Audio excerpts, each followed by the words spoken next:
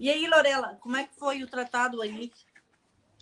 Tá, eu vou passar para você e para a Fer o que eu descobri aqui, né? Aquele livro que você passou na última live de sexta-feira sobre soberania, do Bautista Vidal, Sim. ele fala sobre o tratado de Methuen, né? E ele vai sinalizar esse tratado de Methuen como sendo Tá. um grande aprisionamento da soberania brasileira, né?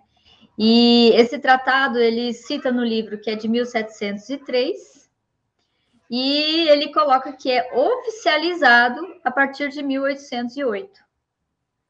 Então, assim, Muito bom. com a Sei. abertura dos Então, portos amigos, que ele vai falar, né? os portos amigos, entra a Inglaterra, não é?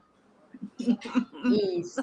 Então, esse tratado é um tratado que torna ele, na linguagem do Bautista Vidal, torna o Brasil uma colônia da Inglaterra muito antes da independência em 1889 por Dom Pedro. Então, 1822. 22, isso. Já estou confundindo as datas. 1822. Então, ele fala que não fazia diferença nenhuma Dom Pedro declarar a independência, uma vez que o Brasil já estava comprometido com este tratado. Mas interessante. tem muito mais coisa em cima disso, que aí Então, depois a aquela gente vai coisa que eles poder... fizeram de 1822, que na verdade foi intermediado por Monroe, na verdade não foi uma independência, foi uma independência de Portugal para o Brasil se tornar dependente da Inglaterra e dos Estados Unidos. Não é, meninas? Uma coisa de mídia, né? Isso. Então, na verdade, precisou se independizar de Portugal para se independizar dos Estados Unidos e da Inglaterra através daquele dinheiro que, na verdade, ficamos endividados até o século XX. Bah, que coisa, não é? Interessante. Meninas, eu estava agora... só uma breve, eu estava fazendo agora a timeline com vocês, nós estávamos... e me sugeriu uma coisa. Vocês sabem que a Getúlio Vargas é intrigante porque... De que ele morreu? Ele foi suicidado. Diz a lenda que ele se suicidou, né? Bom, todas nós estamos em perfeita saúde, sem intenção sui, não é? Felicidade define aqui. Um pouco doidas com tanta pesquisa, mas vivas. Então, é interessante. Em que ano ele se suicidou? Fê? Oh? 54. Então não foi em 50... Bom, ele primeiro ajudou com os Estados Unidos lá a criar aquela empresa do Rio Doce, não foi? A Vale? Foi. Isso, a Vale. E não foi em 53 que ele fez a Petrobras e em 52 que ele fez a BNDES?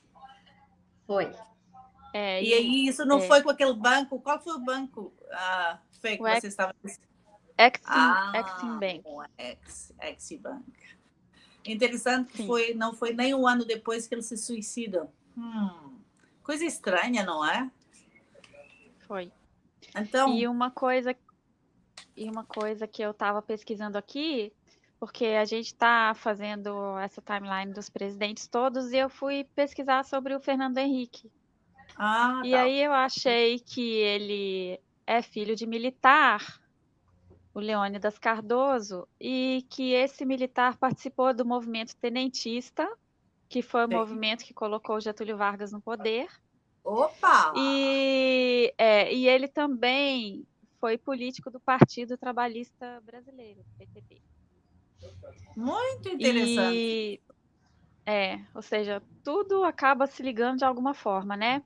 E uma outra coisa que aí, pesquisando lá sobre o Fernando Henrique, então eu vi que ele iniciou a carreira dele, vamos dizer, em 78, quando ele concorreu para o Senado Federal, se elegendo suplente do Franco Montoro. E após a eleição do Franco Montoro para o governo de São Paulo, ele assumiu a sua cadeira no Senado em março de 83. ele participou da campanha das diretas já, contribuindo para que não houvesse radicalização política durante a transição para a democracia. Aí ele foi derrotado pelo Jânio Quadros em 85, para prefeito de São Paulo, né? Ele tentou ser prefeito de São Paulo primeiro, não conseguiu. Se reelegeu como senador um ano depois. Foi um dos principais líderes do MDB. Engraçado, né? E juntamente com outros dissidentes do partido, ele ajudou a fundar o PSDB em 88. Interessante, que o PSDB depois virou o PT, não foi? Não. Ou não Na foi errado? verdade, não. O PDB, tem foi o nada a PDB, ver, uma não. coisa assim, não foi? Mas, não, o que acontece é assim, que ele teve apoio do PT em candidaturas anteriores dele, se não me engano, ao Ok. Senado, inclusive do Lula. E ele, por exemplo, ele apoiou o governo Fernando Collor de Mello, mas depois ele apoiou o impeachment do Fernando Collor de Mello também. E aí ele foi nomeado pelo Itamar Franco como ministro de Relações Exteriores e ministro da Fazenda, né? Ótimo. E outra coisa que me surgiu agora, Fernanda, o GSI, na verdade, o militar foi feito em 92, não foi? Aí nós até estávamos pensando que tinha sido feito por baixo do Cardoso, mas não foi, então seria ainda no mandato do Collor. Do Collor, porque foi. Ele passou a casa militar em 92. Apoiador do Bolsonaro? Pois é. Tem mais essa. Tem mais essa também. Como é que ele diz? Tem muito sopa no angu? O que que fala? Tem muito angu nessa sopa. Caroço, não. Tem muito caroço nesse angu. Sei lá, caroço nesse angu, que eu entendo. Isso não aí. tem sopa, não. Tá certinho. Então, eu acho que estamos conectando os pontos bem conectados, né, nesse timeline. Esse timeline está indo bem. E, na verdade, está nos dando umas surpresas assim, bem boas. Porque depois a Casa Militar foi transformada em 99 ainda por Cardoso. Aí, interessante. Foi na reeleição, não foi? Foi na reeleição. Foi. Ele já estava e essa reeleição já erra foi. por digital ou já erra por voto em... Como é que ela erra? Não. A primeira eleição dele foi por voto em cédula. E a segunda foi por voto... Como é que fala? É voto digital. É voto... Então, pelas urnas eletrônicas, voto eletrônico. Será que esse tratado do GSI, que virou o GSI, será que não foi tipo uma condição imposta para ele poder ser reeleito? Porque nós sabemos que depois disso a votação por voto eletrônico, na verdade, na maioria foi tudo depois comprado, não é? Ou falsificado. Pois é. E um detalhe é que não havia reeleição até aquela data, né? Verdade. Getúlio ficou 20 anos no poder, não foi? Ele ficou, mas ele estaria sendo classificado como o verdadeiro ditador do Brasil, na verdade. Ele estaria nessa condição porque ficou por muitas gestões aí, né? Já no caso do Fernando Henrique, não havia legislação para que houvesse um segundo mandato, mas... E houve uma suposta...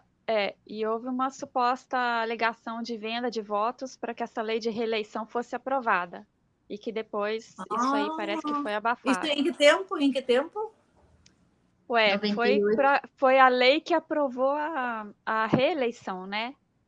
Sim. Então, quer ver? Deixa eu ver se Deve ter sido 98, né?